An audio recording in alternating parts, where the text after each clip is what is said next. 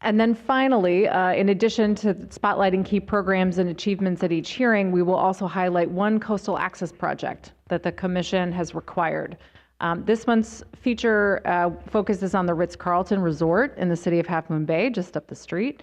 And so I'll now turn it over to Linda Locklin, the Commission's Public Access Manager, to talk about this particular accessway. Good morning. Thank you. So today, as Kate just said, we're beginning the official rollout of the Public Access Series that puts a spotlight on some of the Commission's many accomplishments to achieve public access through our permitting program.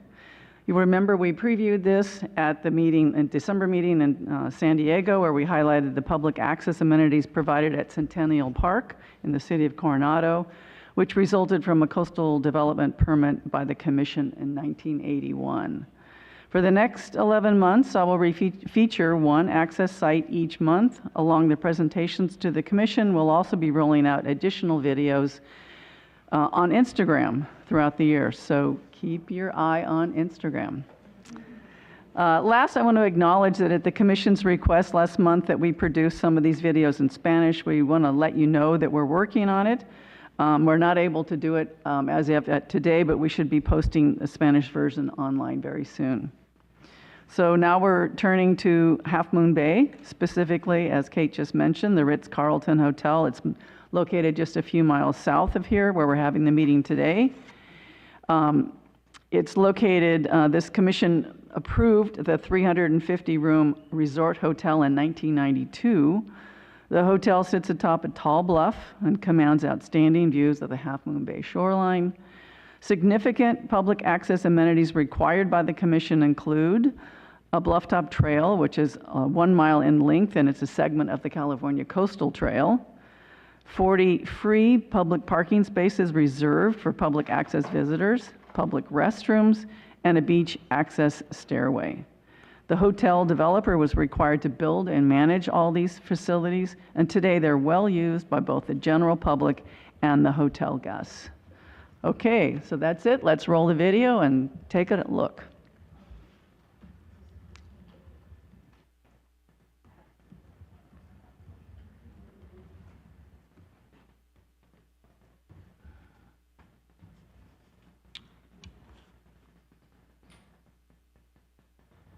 Next time you're in Half Moon Bay, head over to the Ritz-Carlton Resort for public beach access and scenic blufftop strolls. From the hotel, you could also hike north for 8 miles along the California Coastal Trail, enjoying sweeping views of this dramatic shoreline. To get to the Ritz-Carlton, take Miramontes Point Road off Highway 1 and look for the signs. There are 2 parking lots with 40 free spaces designated for the general public on the hotel property. One is at the bend in the road before you reach the resort, and the other is in the hotel parking structure. Look for a greeting station where you can pick up a useful map of the area. Once you're ready to explore, there are many public access opportunities around the resort. You can walk along a mile-long paved pathway that is part of the coastal trail, enjoy benches, picnic tables, and public restrooms before taking the stairway down to the sandy beach. Thanks to the California Coastal Commission and the Coastal Act for ensuring that all of these public access ways are free and open every day of the year. Check it out next time you're up near San Francisco exploring the San Mateo Coast. Thanks, Linda. So I don't know if we had a chance to get my PowerPoint up. I can show the QR code for the coastal stories.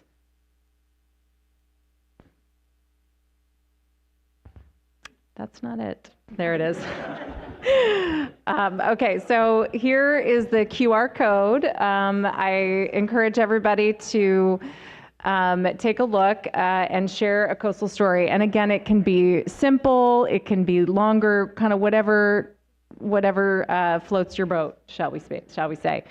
I also want to note all of our social handles and things are at the bottom, and as Linda mentioned, we'll be posting the video you just saw up on Instagram, so please, follow us on the various social media things, and we're going to have a great year celebrating the 50th anniversary of the Coastal Act, so stay tuned for more in the future. And that concludes my executive director's report. Great. Thank you very much, Dr. Huckelbridge. This was great. Are there any public comments? Yes, we have 5. We'll start with Mitch Silverstein. He's attending in person.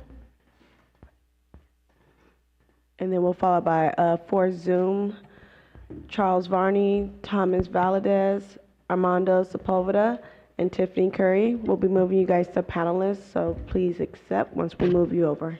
Thank you. All right. Good morning, commissioners. My name is Mitch Silverstein, California Policy Senior Coordinator for Surfrider Foundation.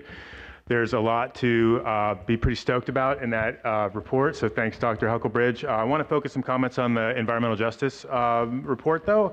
Surfrider applauds the Environmental Justice Unit for their work over the last 5-6 years, and I just want to highlight a very small sampling of some tangible outcomes that I've seen from their work over the last couple of years. One, in a lot of enforcement actions down in San Diego where I live, at both Campland and Paradise Point, included really strong EJ components, including free camping and also educational programs for under-resourced youth in San Diego. That was a huge win. The instructional meeting and video on public participation at the Coastal Commission has been really well received by our chapter, or the San Diego chapter volunteers and also elsewhere. And then a thing that I really saw firsthand was that commission staff, the EJ unit specifically, really stuck their necks out for San Diego-based surf equity groups when the city pushed back against AB 2939, which is a law that allows nonprofits and tribes access to parks and beaches for their programs without a permit. Dr. Huckelbridge and Mr. Padilla submitted an eloquent but very strongly worded letter to the San Diego City Council, and EJ unit and district staff attended several meetings with the mayor's staff, and those efforts really helped convince the city to do a total 180 on their position. Essentially, the city started working with outdoor equity groups to help them rather than push for a continuation of a highly inequitable permitting system. Also, I'm noticing a lot of EJ focus in LCP grant programs, including the San Francisco grant, which we'll have a hearing later this morning. And then also really impressed with a lot of the tribal land back conditions in enforcement and CDP decisions, including the consent enforcement that you'll hear about later today. So just keep up the good work. Surfrider really applauds the EJ unit, and thanks so much for the support. Thank you. Thank you. Next is Charles Varney, followed by Tomas Valadez and Armando Sepulveda. Charles Varney.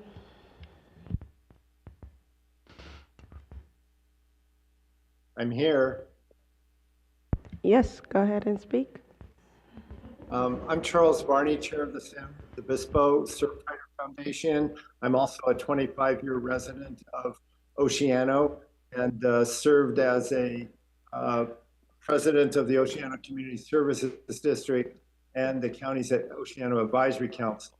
On behalf of Surfrider Chapter and thousands of Oceano citizens, I want to express deep appreciation of the Coastal Commission for your efforts to correct the injustices perpetrated on our community the past 44 years, when a temporary decision was made by the Coastal Commission and supervisors to make Oceano a sacrifice zone beach roadway to the state vehicle recreational area.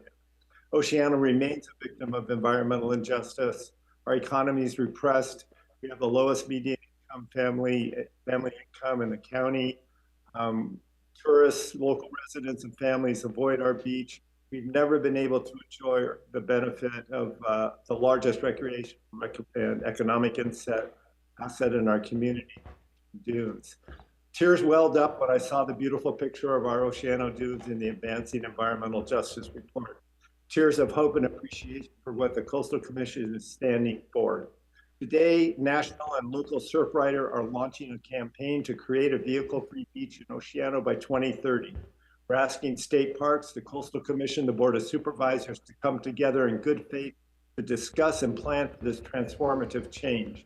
Today's celebration of coastal EJ victories are appreciated and even more brightly shines the light of continued environmental injustice on Oceano, which, in the words of the first Coastal Commission EJ director, quote, Oceano is the poster child for environmental justice on the California coast.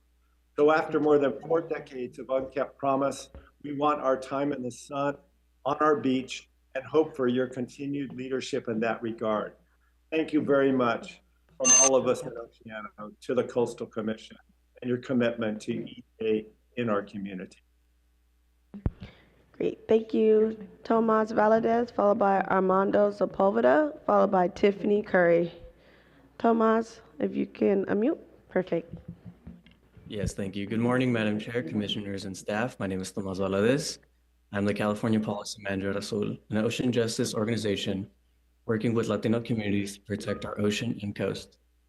I'm pleased today to recognize and applaud the California Coastal Commission on the release of Shifting the Current, Advancing Environmental Justice, a thoughtful and forward-looking report that reflects on years of progress, partnership, and learning in how environmental justice is integrated in a coastal protection in California. This report not only honors the history of environmental justice in the Coastal Act, but also charts clear steps forward to ensure the coast is accessible, healthy, and equitably managed for all Californians. Central to this progress is Assembly Bill 2616, which Azul proudly co-sponsored and championed alongside community partners when it was enacted in 2016. This bill fundamentally transformed the Coastal Act by giving the Commission explicit authority to consider environmental justice, including the equitable distribution of environmental benefits and burdens in coastal development permit decisions. The impact of AB 2616 cannot be overstated. This law expanded the Commission's mandate so that environmental justice communities, those too often sidelined in coastal planning, are recognized as stakeholders whose voices and lived experiences matter in shaping policies that affect their neighborhoods, their health, their access to the coast, and it laid the statutory groundwork for the Commission's environmental justice policy and the implementation of actions that are now yielding concrete changes in the way coastal decisions are made. I want to thank the commissioners and staff for this thoughtful and action-oriented report. It is a testament to what is possible when agencies and community partners work in true partnership to advance environmental justice for all Californians. Thank you. Thank you, Tomas. Next is Armando. Good morning, Commissioners. My name is Armando Sepulveda II. I am the Public Policy Manager for Outdoor Outreach and a member of the Surf Justice Collective. I just wanted to thank you all for your work and commitment in collaborating with community partners throughout the state. Special thanks to the Executive Director and for the environmental justice component that the Commission is prioritizing. We are also appreciative of your adaptability and willingness to try new modes of community engagement, such as the public comment workshop my colleague Tiffany Curry hosted in collaboration with you all last year. Again, thank you so much for all the work that you're doing, and we look forward to more positive outcomes in the near future. Thank you. Thank you. Next is Tiffany Curry.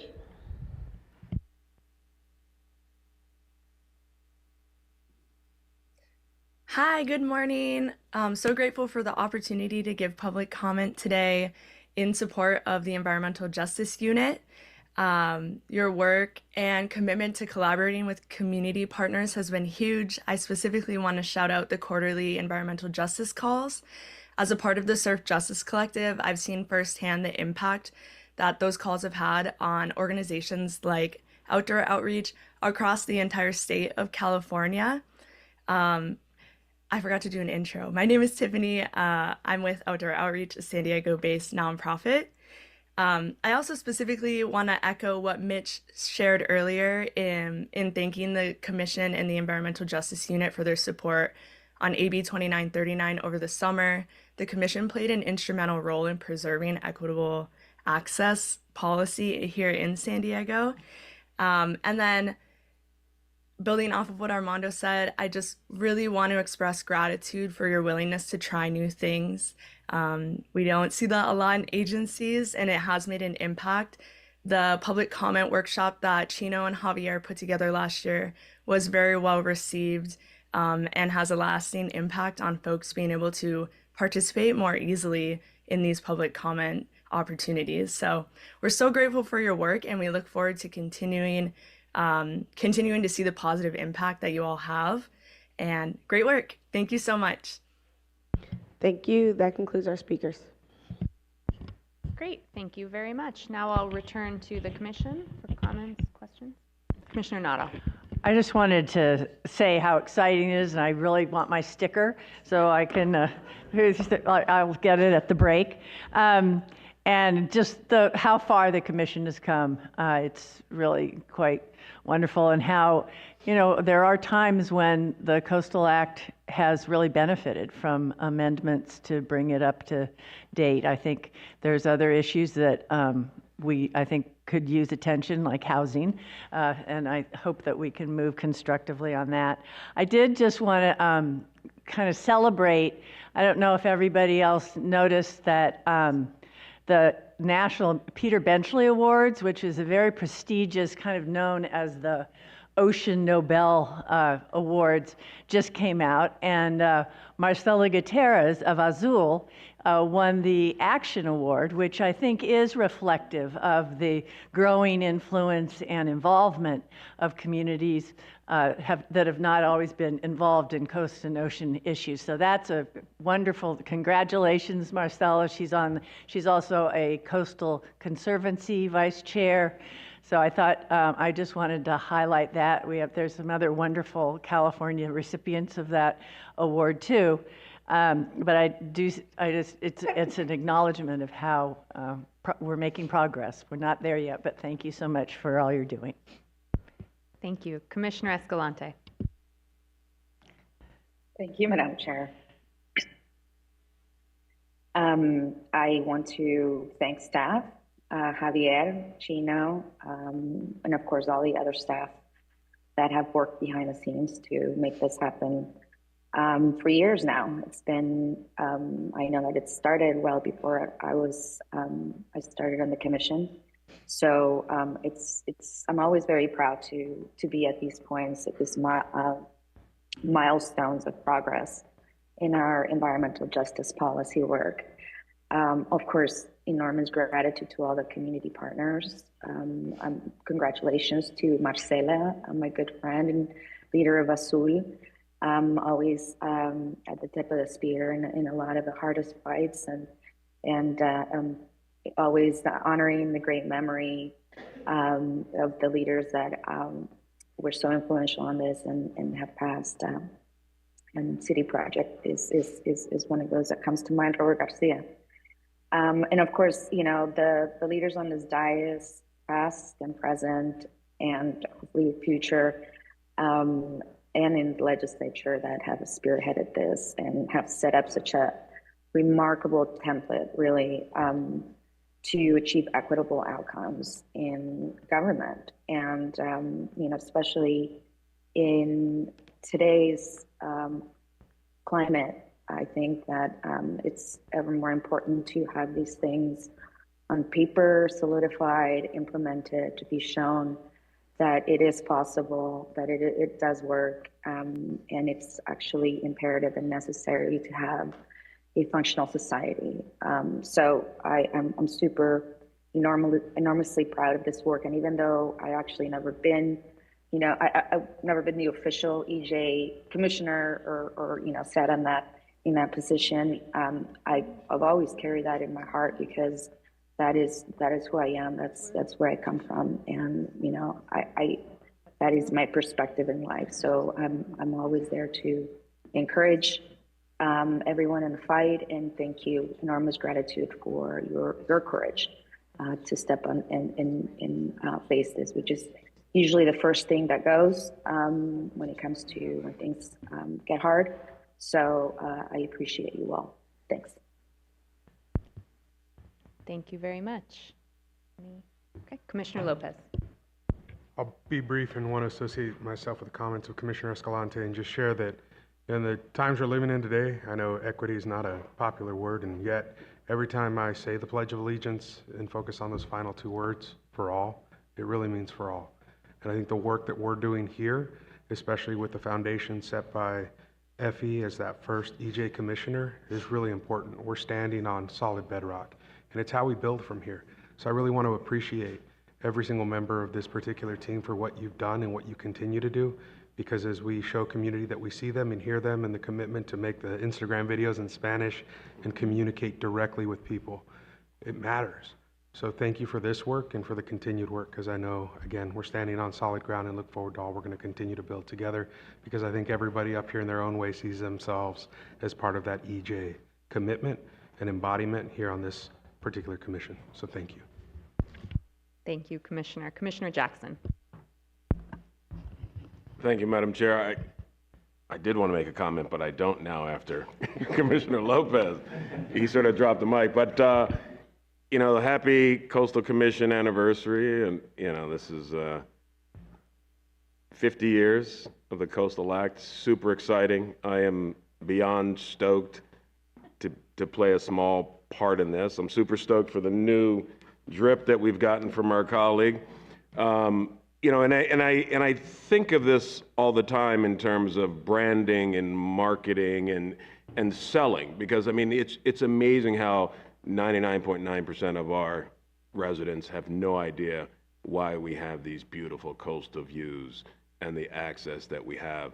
So I think it's incumbent upon all of us within our sphere of influence to help spread the message, spread the gospel, and ensure that everybody who lives in this state, regardless of whether you're on the coast or not, understands why we have these breathtaking views that we have and the importance of those folks 50-odd years ago who drove in their VW buses up and down the coast delivering pamphlets and banded together to force this Proposition 20 that is one of the best things that's happened to this state. So thank you all for your involvement.